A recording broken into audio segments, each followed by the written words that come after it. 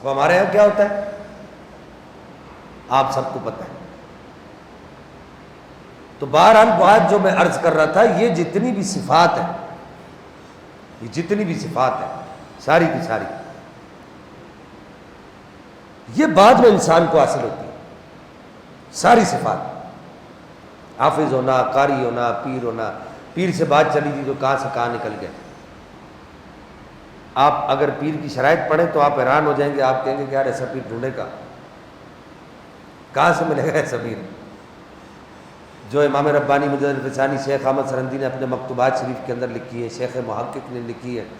سیدی اعلیٰ حضرت امام احمد رضا خان فاضل بریلوی رحمہ اللہ نے لکھی ہیں، وہ ساری کی ساری صفات، تو وہ تو ایسا تو کوئی پیر ملتا ہی نہیں ہے، کہاں سے ڈھونڈیں؟ تو ہمیں بھی عرصہ لگا ایسا پیر ڈھونڈنے میں جو عالم بھی ہو، قاری بھی ہو، قرآن بھی اچھا پڑھتا ہو، قرآن سے مسائل بھی اخذ کر سکتا ہو، نبی کی حدیثوں پر بھی عبور رکھتا ہو۔ پیر کی شرائط یہ ہے، پیر کی شرائط یہ نہیں ہے کہ جو ہم نے جو گڑھ رکھی ہے، کم از کم اتنا ہو کہ اپنی ضروریات، جو اس کی ضروریات کے جو مسائل ہیں وہ کتاب و سنت سے نکال سکتا ہو۔ بہرحال المختصر یہ کہ صفات انسانیہ یہ ساری اس کو بعد میں ملتی ہے۔ اب واپس آ جائیے اپنے موضوع کی طرف، وہ ساری صفات انسان بعد میں حاصل کرتا ہے۔ اب یہاں علماء نے ایک سوال اٹھایا ہے، علماء عقائد نے، کہ نبی پاک صلی اللہ تعالی علیہ وبارک وسلم کا وہ نقطہ آغاز، جس نقطہ آغاز سے آپ دنیا میں تشریف لائے، بس یہاں سے بڑی توجہ سے سنیے گا، میں آج بڑی باریک ترین گفتگو آپ سے کرنے لگا ہوں، اور اس گفتگو کے ایک ایک لفظ اور ایک ایک حرف کا میں خود ذمہ دار ہوں گا۔ لفظ اور ہے اور حرف اور ہے۔ یہ جو لفظ ہے یہ ایک لفظ ہے، یا آپ یوں کہہ سکتے ہیں جیسے میں نے کہا کہہ سکتے، یہ جو لفظ سکتے ہیں یہ پورا ملا کر ایک لفظ ہے، اور اس میں جو 4 حروف ہیں، سین ایک حرف ہے، کاف ایک حرف ہے، تے ایک حرف، اور یہ 4 حروف ہیں، حروف اور ہیں اور الفاظ اور ہیں۔ ایک ایک لفظ اور ایک ایک حرف کا میں خود ذمہ دار ہوں گا۔ بڑی توجہ سے سنیں گے تو آپ کے مشام جان معطر ہو جائیں گے، اور آپ حیران ہو جائیں گے کہ میرے امام نے کیا خوب کہا تھا، کیا خوب کہا تھا۔ وہ آگے چل کے میں آپ کو بتاؤں گا کہ میرے امام نے کیا کہا تھا۔ وہ جو نقطہ آغاز ہے انسان کا، جس سے انسان مارز وجود میں آتا ہے اور انسان کا وجود ترتیب پاتا ہے، سورہ مؤمنون پارہ نمبر 18 آیت نمبر 9، لَقَدْ خَلَقْنَا الْإِنسَانَ مِنْ سُلَالَةٍ مِنْ طِينٍ ثُمَّ جَعَلْنَاهُ نُطْفَةً فِي قَرَارٍ مَكِينٍ ثُمَّ خَلَقْنَا النُّطْفَةَ عَلَقَةً فَخَلَقْنَا الْعَلَقَةَ مُضْغَةً فَخَلَقْنَا الْمُضْغَةَ عِظَامًا فَكَسَوْنَا الْعِظَامَ لَحْمًا۔ یہ پورا پروسیس انسان کی تخلیق کا جو قرآن پاک میں بیان ہوا ہے کہ ہم نے انسان کو ایک ذرے سے بنایا، پھر اس ذرے کو خون کی پھٹک بنایا، پھر اس خون کی پھٹک کو گوشت کا لوتھڑا بنایا، پھر اس گوشت کے لوتھڑے کو ہم نے مزید بڑا کیا، پھر اس کو ہڈیاں دی، پھر ان ہڈیوں کے اوپر ہم نے چمڑی چڑھائی، پھر انسان کو پورا تیار کیا، تیار کرنے کے بعد اس کے اندر ہم نے اپنی روح پھونکی، پھر انسان حرکت کرنے لگا اور پھر انسان دنیا میں آیا۔ یہ سارا جو پروسیس ہے یہ اس ایک نقطہ آغاز کا محتاج ہے جو ماں کے پیٹ میں باپ کی صلب سے منتقل ہوتا ہے، باپ کی پیٹھ سے منتقل ہوتا ہے، اور وہ جو نقطہ آغاز ہے وہ ہر انسان کا ایک ذرہ ہوتا ہے، اس ذرے کے ذریعے سے انسان دنیا میں آتا ہے۔ صوفیہ نے یہاں پر بحث کی ہے کہ نبی پاک علیہ الصلوۃ والسلام جو دنیا میں تشریف لائے، آپ کا جو نقطہ آغاز تھا یا ہے وہ کیا وہ ذرہ تھا، وہ مٹی کا ذرہ تھا جس کے ذریعے سے آپ علیہ الصلوۃ والسلام دنیا میں تشریف لائے؟ تو یہاں پر صوفیہ نے اور علماء عقائد نے اس بات کو بڑے ہی واضح انداز میں اجاگر کیا ہے کہ نبی پاک صلی اللہ تعالی علیہ وبارک وسلم کا دنیا میں تشریف لانے کا جو سلسلہ ہے، اس سلسلے میں جو یہ نقطہ آغاز ہے وہ مٹی کا ذرہ نہیں تھا بلکہ وہ نور کا ایک ذرہ تھا جس سے آپ دنیا میں تشریف لائے۔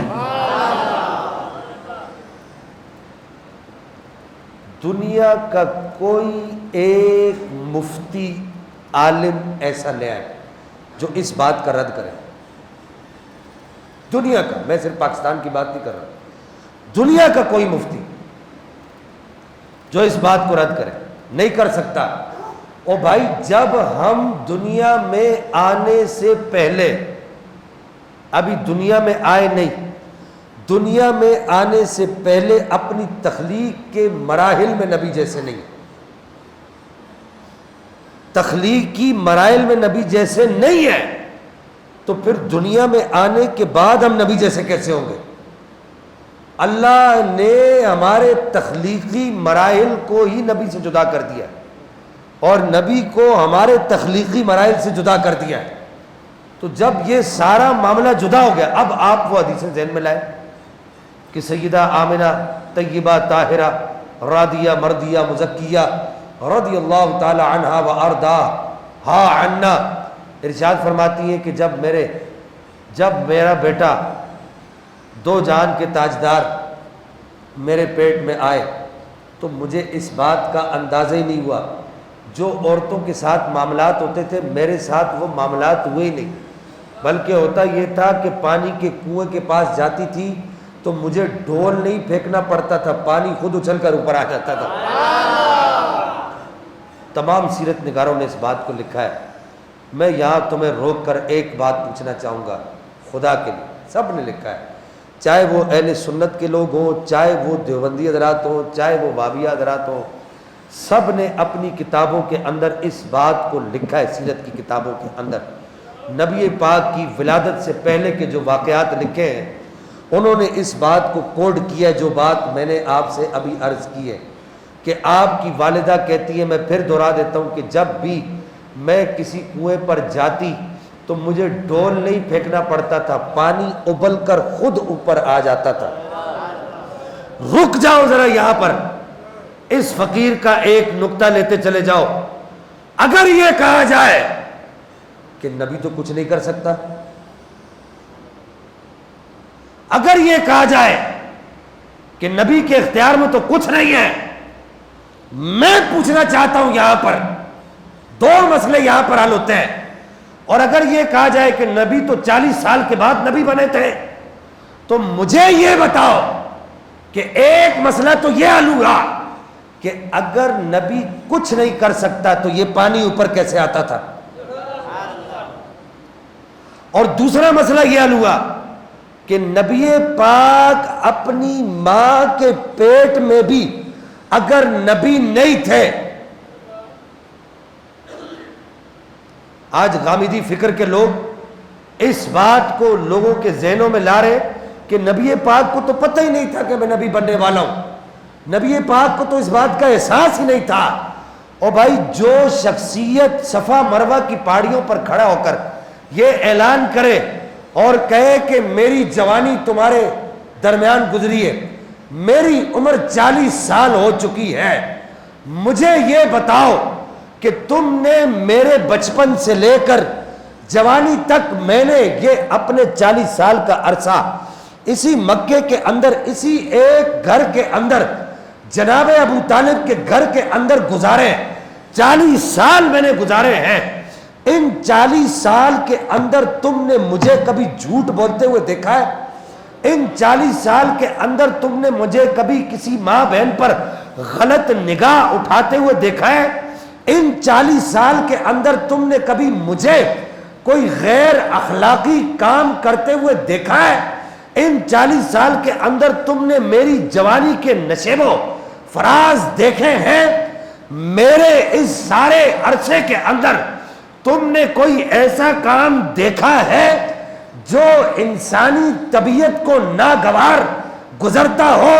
یا اخلاقیات کے دائرے سے باہر جاتا ہو؟ جو نبی کھڑا ہو کر صفا مروہ کی، جو کوہ صفا کی پہاڑیوں پر، فاران کی چوٹیوں پر کھڑا ہو کر جو نبی یہ اعلان کر سکتا ہے، تو وہ جبھی تو اعلان کر رہا ہے نا کہ اس کو 40 سال نبوت کے اعلان سے پہلے پہلے دن سے یہ بات معلوم تھی کہ مجھے رب 40 سال کے بعد نبوت کے اعلان کا کہے گا.